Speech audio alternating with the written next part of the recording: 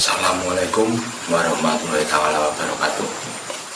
Selamat malam kami ucapkan. Selamat berjumpa lagi dalam edisi kita berbagi pengalaman, pengalaman yang pernah saya alami dalam melakukan spiritual. Tidak lupa, marilah kita selalu bersyukur kehadirat Tuhan yang Maha Kuasa, Allah Subhanahu wa Ta'ala, di mana telah melimpahkan rahmatnya kepada kita semua, terutama kesehatan,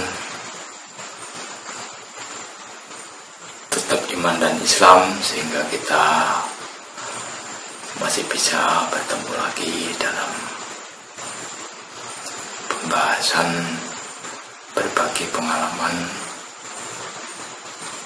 berkaitan dengan spiritual. Sahabat Rona dimanapun kalian berada, semoga kalian pun selalu dalam lindungan, tak kurang suatu apa dalam kesehatan, selalu diberi kesehatan, selalu diberi rahmat, sehingga bisa mengikuti atau menyimak apa yang akan saya sampaikan dalam kita berbagi. Melanjutkan edisi yang kemarin dalam kita menempuh perjalanan ritual. Pertama, kita harus bisa meningkatkan kesabaran kita dalam menapaki perjalanan ritual itu tadi. Yang dimaksud spiritual di sini yaitu langkah-langkah kita cara mendekatkan diri kepada Tuhan yang Maha Kuasa, dan kita bisa mengetahui jati diri kita, siapa kita di situ. Dan untuk memperbaiki akhlakul karimah kita, karena dengan kita menurut banyu bening atau posisi nurut banyu bening, jika kita menyusuri sumber ilmu, sumber ilmu yang bermanfaat, karena itu hanya sebuah kiasan saja atau biar lebih menarik, karena kita nurut banyu bening, karena simbol dari air adalah kehidupan. Simbol dari air adalah ketenangan. Simbol dari air adalah ketenangan jiwa. Simbol dari air adalah sumber dari ilmu. Kalau toh kita bisa seperti sifatnya air. Sifatnya air itu mengalir, bisa mengaliri ladang-ladang yang kering, sawah-sawah yang kering. Begitu juga sifat air bisa mengaliri hati yang kering, jiwa yang kering. Nah, kering itu bukan yang dimaksud di sini bukan karena keringnya fisik ya, tapi keringnya rasa, keringnya pengetahuan, keringnya ilmu. Nah, itu harus kita pupuk melalui jalan spiritual itu tadi. Ya, spiritual di sini yang pernah saya alami dan alhamdulillah juga bermanfaat bagi kehidupan baik diri pribadi maupun kehidupan di masyarakat kita, bermasyarakat atau kita dalam menjalani pergaulan hidup ini. Alhamdulillah sangat bermanfaat sekali, karena apapun itu diniati dengan niat dan ketulusan yang ikhlas dalam kita menjalani spiritual itu tadi. Spiritual ibarat kita riadoh ya, tirakat. Kalau orang Jawa dulu ibarat topong rame. Topong rame itu istilahnya ya, di tempat keramaian, tetapi di situ kita tetap sepi gitu. Walaupun di keramaian tapi tidak terbawa arus ramainya suasana dhahiriyah, itu namanya topong rame. Itu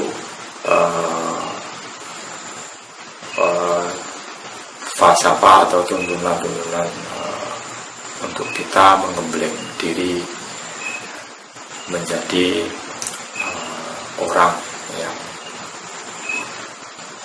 berguna bagi kehidupan ini.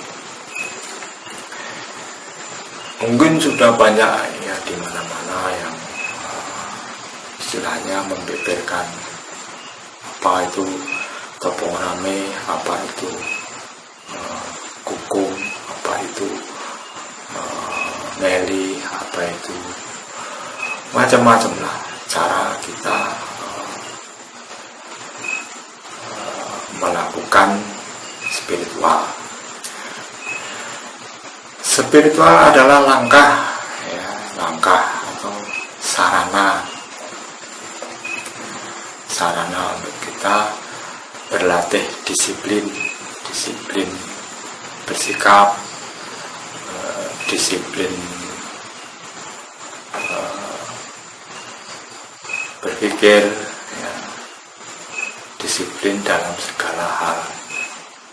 Itu dengan kedisiplinan itu kita melatih diri kita untuk selalu tepat dalam bertindak.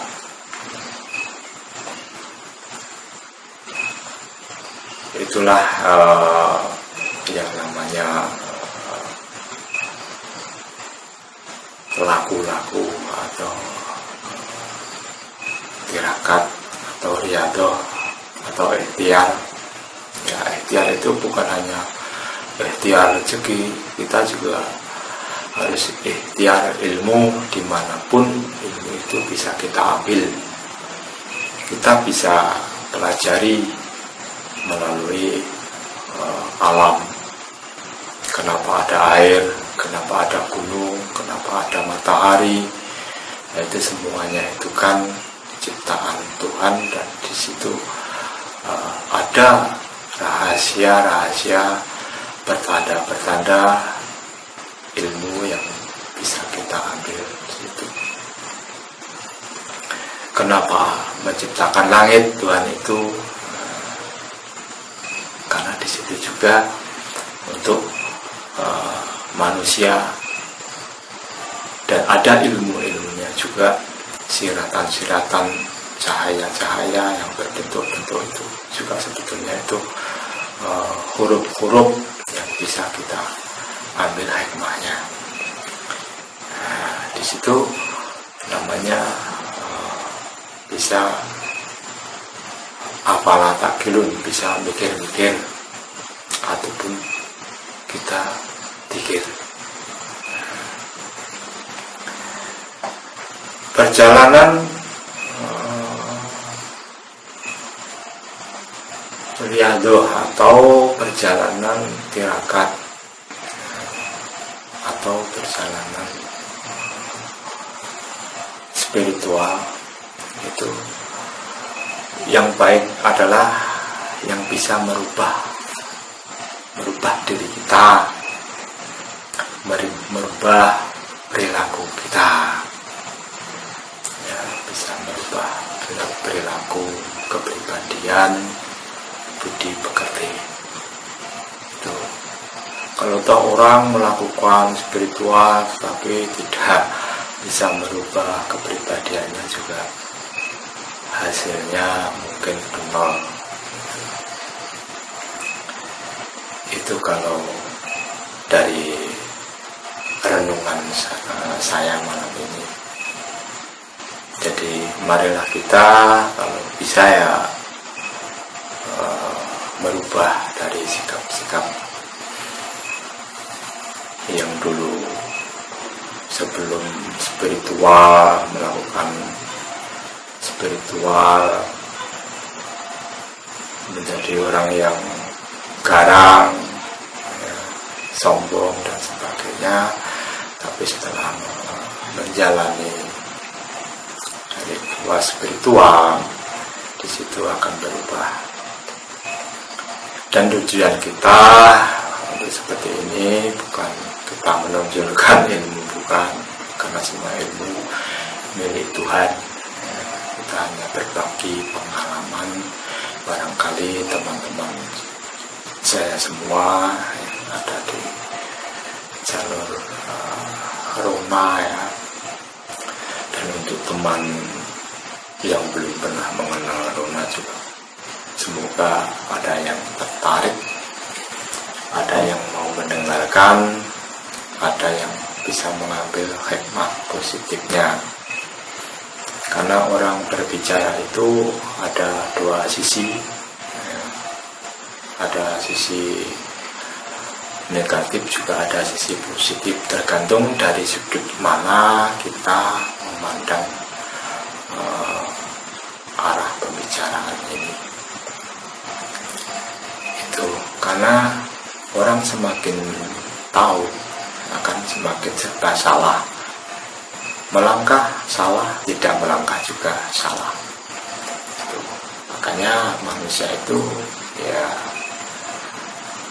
harus berbenah, setiap harinya berbenah dengan laku spiritual, supaya kita selalu mendapatkan energi positif untuk ketenangan jiwa, untuk mengarungi bahtera hidup.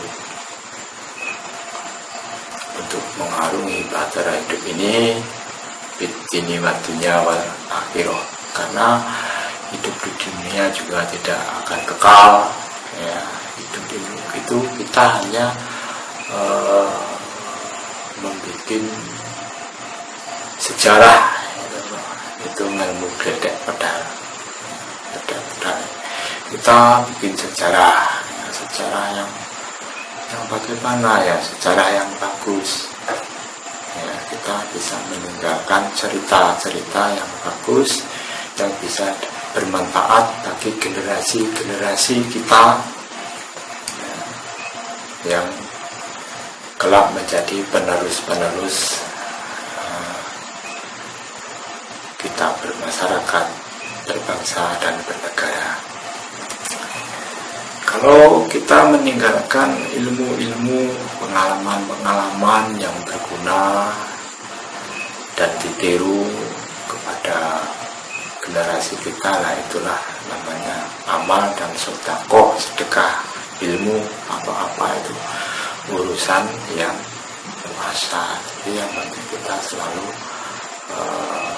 berusaha melangkah untuk hal-hal yang positif. Jadi pengalaman saya dalam bidang spiritual itu dengan cara-cara atau metode seperti itu, untuk apa? Untuk menumbuhkan sugesti keyakinan apa yang ada di dalam diri kita. Karena kalau tanpa sugesti juga kurang begitu tepat. Tapi kalau terlalu sugesti ya juga kurang tepat. Jadi itu hanya mekanisme untuk kita menumbuhkan sugesti, ya, menebalkan keyakinan kita. Itu. Kalau ada orang yang bertanya, apakah harus seperti itu? Ya itu tidak harus. Ya. Makanya ilmu dari Tuhan itu sangat luas sekali. Ya, sampai kita mati pun ya, nggak bakalan kita bisa mempelajari semuanya, karena ilmu dari Tuhan itu sangatlah luas, sangatlah besar. Makanya mungkin ini menjadi pembeda atau mungkin ini menjadi pelengkap. Saya sendiri juga masih mencari, makanya marilah kita itu selalu membenahi diri kita, membenahi diri, mengarah ke hal-hal yang positif. Karena kalau kita malas-malas, nggak mau berbenah, ya juga nantinya yang namanya syaitan itu selalu membelokkan. Jadi dengan cara atau metode, mekanisme melalui spiritual, itu hanya saya juga naluri kepada pembimbing saya dulu, sesepuh saya dulu, ya, mengajarkan hal yang seperti ini. Jadi ini juga ada alur, ada jalur, ya, bukan mengarang-arang atau bukan membuat suasana yang tidak positif, bukan. Yang jelas di sini saya hanya berbagi untuk kelanggengan atau kelangsungan ilmu, ya, bagaimana tata cara orang spiritual. Dan semua itu kan ada tata caranya, ada aturan-aturannya. Kita sudah memenuhi aturan misalnya, tapi kok hasilnya kok saya nggak lihat apa-apa, nah disitulah. Jadi yang sudah menuruti saja belum bisa melihat apa-apa. Kita itu tujuannya bukan untuk melihat, ya. Kita itu tujuannya ya untuk mendapatkan hidayah saja, gitu. Kayak gitu. Melihat dari hasil, ya, misalnya hasilnya apa, setelah ini apa, misalnya. Jadi marilah belajar ikhlas. Yang namanya ikhlas itu ya sudah ikhlas, tapi ikhlas itu masih kalah dengan legowo. Kalau orang Jawa bilang lilo legowo, nah, itu sudah legowo itu di sini sudah nol, ya, legowo. Tapi kalau ikhlas ya itu masih ada sesuatunya di sana mungkin. Nah, tapi saya tidak mau melepas masalah itu karena itu ada ahlinya sendiri, ya. Di sini saya hanya memberikan tata cara mungkin untuk kita lebih bisa mengenal spiritual tadi. Diadakannya waktu itu yang saya alami hukum sana ada peristiwa itu kan ya namanya itu ujiannya, jadi itu perlu yang benar ikut saya. Mungkin di situ juga bisa melihat langsung apa yang terjadi di waktu saya mengadakan spiritual kungkum itu. Intinya apa? Intinya kita kungkum itu untuk membersihkan badan kita, untuk kita mencoba atau untuk kita belajar, bukan mencoba tapi belajar diri kita itu menjadi air. Kita menyatu rasa dengan air. Nah, kalau sudah diri kita bisa menjadi zatnya air, itu bisa mengaliri, bisa menyirami hati yang kering, jiwa yang kering. Ya, itu tadi. Itu harus belajar dengan tata cara seperti itu. Itu sepengetahuan kami. Kalau kita bisa melakukan melalui mekanisme itu yang pernah saya alami, ya ternyata juga alhamdulillah ada hikmahnya. Karena ibarat kita sudah lebih dari berwudu, karena kita mandi di kali dengan air yang mengalir, dengan kita menyatu rasa diri seperti air. Apa enggak dingin? Enggak. Ternyata air yang mengalir itu kalau kita sudah menyatu itu tidak ada rasa dingin, kalah dengan niat yang ada di sini. Gitu. Intinya hanya seperti itu. Ibaratkan kalau dipandang enteng ya enteng, tapi kalau dipandang berat ya berat juga. Hal-hal yang seperti itu butuh niat yang tulus, butuh niat yang kuat, ingin mendapatkan ilmu. Ya, ilmu itu macam-macam kembali itu tadi. Makanya Al-Quran itu ya macam-macam, bukan hanya yang ditulis. Bumi, langit dan isinya ini juga termasuk ya Al-Quran. Tapi kalau kitab itu jelas kitab suci ya Al-Quran yang seperti kita ketahui, yang kita pelajari sebisa kita. Itu namanya kitab. Ya, di sini kita ahli rasa. Ya, ahli rasa itu ya merasakan apakah itu dirasakan. Ya. Dirasakan dalam hati, direnungkan. Apakah tindakan kita sudah benar? Nah, itu. Apakah yang kita lakukan sudah pas? Ya. Ada benar, tapi ra benar. Jawa bilang benar dan ra benar. Itu juga ada harus dipengerti supaya ini benar, supaya ini pas.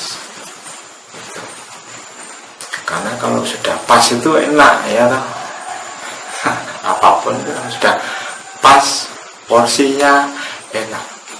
Makan misalnya ya, makan itu kalau yang kita makan ya barang yang makanan yang halal, tapi kalau berlebihan juga haram. Misalnya kita makan normal, makan satu piring, tapi kita makan sampai satu baskom. Nah, itu yang namanya berlebihan. Nah, di situ mungkin haram. Ya. Itu untuk merubah kita menjadi diri yang lembah mana, bukan menjadi orang yang tamak. Lembah mana? Dalam kosakata Jawa lembah mana. lembah itu sudah menunjukkan ya alam, ya, mana itu dalam hati kita, ya, lembah mana. Jadi menjadi orang yang santun, rendah diri, bisa menghargai orang lain, ya, bisa menghormati orang lain. Di situ namanya orang yang lembah mana, dan menjadi orang yang santun. Karena pribadi Jawa itu pribadi yang santun, pribadi yang santun. Misalnya orang Jawa bisa, tapi dia sering mengaku tidak bisa, tidak mau, tetapi sebetulnya dia juga mau, misalnya seperti itu. Itu hanya untuk menutup, ya, supaya tidak kelihatan. Tapi di sini saya membeberkan atau berbagi riwayat-riwayat cara kita berspiritual, menjadi orang spiritualitas. Kalau sudah menjadi orang spiritualitas itu, kita bisa membimbing orang-orang yang butuh bimbingan arahan, ya, karena banyak sekali ya yang butuh bimbingan arahan, ya, itu banyak. Kalau orang sudah nggak ada yang mau peduli dengan masalah yang seperti ini, ya, itu juga kasihan yang membutuhkan. Gitu. Banyak sekali yang istilahnya butuh bimbingan spiritualitas itu banyak. Supaya apa? Ya supaya mendapatkan ketenangan dalam hidup, ketenangan dalam jiwa, ya, menjadi insan-insan yang baik, berbudi luhur. Itu yang bisa saya sampaikan. Nah, mengenai masalah Jawa itu ya macam-macam ya. Di dalam Jawa itu sumber dari tradisi dan ilmu-ilmu, itu juga syarat makna, ya, syarat makna. Itu banyak sekali ilmu-ilmu yang sebetulnya bagus tapi tidak dipandang bagus. Itu ya kembali ke sudut pandang mereka yang memandang. Tapi saya sebagai orang Jawa, ya saya menghargai leluhur Jawa, ya, itu mungkin ya bagi saya tidak ada salahnya, ya, kita menghargai saja, menghormati, menghargai dan sebagainya. Itu banyak ilmu-ilmu yang di sana sangatlah santun, sangatlah bermanfaat, sangatlah berguna bagi kehidupan ini. Gitu. Mengenai hal yang seperti itu ya bisa kita bahas ke lain waktu. Jadi di sini ya,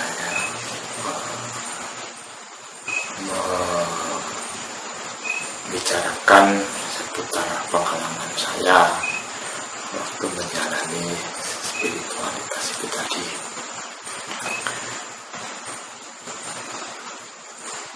Ya bermacam-macam istilahnya pengalaman-pengalaman dalam menjalani itu. Tapi ya tetap harus saya jalani karena mungkin panggilan-panggilan itu mungkin saya harus seperti ini juga nggak tahu, ya, yang mengharuskan siapa juga nggak tahu. Nah, kalau toh cita-cita saya pengennya jadi artis saja yang enak-enak, ya toh. Yang di sana temennya orang-orang yang keren ya, cantik-cantik ya, gitu. Tapi harus berjalan. Tapi nggak ada salahnya saya juga mencoba untuk melangkah di bidang-bidang itu. Yang penting membawa visi-misi yang positif untuk kita bisa bersiar, berbagi, saling mengingatkan, menambah pergaulan, ya, menambah wawasan. Kita butuh wawasan, butuh ilmu. Jadi di sini tidak ada orang yang super, semua orang itu ya sama ya, saling membutuhkan. Gitu. Gak selamanya saya benar, gak selamanya saya salah. Ya, gitu.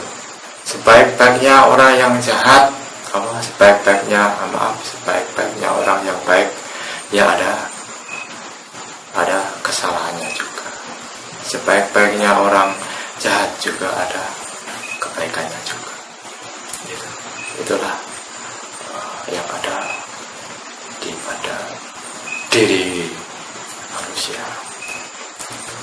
Makanya melalui mekanisme ini supaya kita bisa mendapat hidayah atau mendapat ilmu yang berguna untuk sesama. Sementara mungkin sampai di sini dulu ya, karena ini sudah menjelang sahur-sahur. Ya. Marilah kita menjalankan ibadah puasa dengan ikhlas, ya. Puasa semampunya, ya.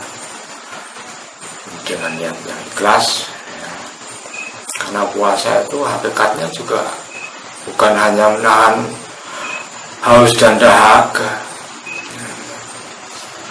Puasa itu harus bisa puasa semua. Mata harus puasa, telinga harus puasa, ini harus puasa. Ya, itu namanya ibadah puasa. Jadi tapi itu ya kita tetap menjalankan yang sudah diwajibkan. Itu sudah alhamdulillah, dengan keikhlasan kita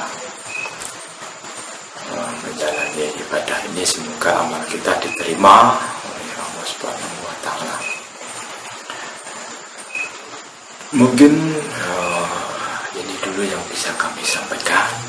Ada kurang lebihnya kesalahan, kekeliruan dalam saya menyampaikan dengan artikulasi yang mungkin kurang jelas, saya mohon maaf. Kita akhiri. Assalamualaikum warahmatullahi taala wabarakatuh. Matur nuwun. Rahayu, rahayu, rahayu.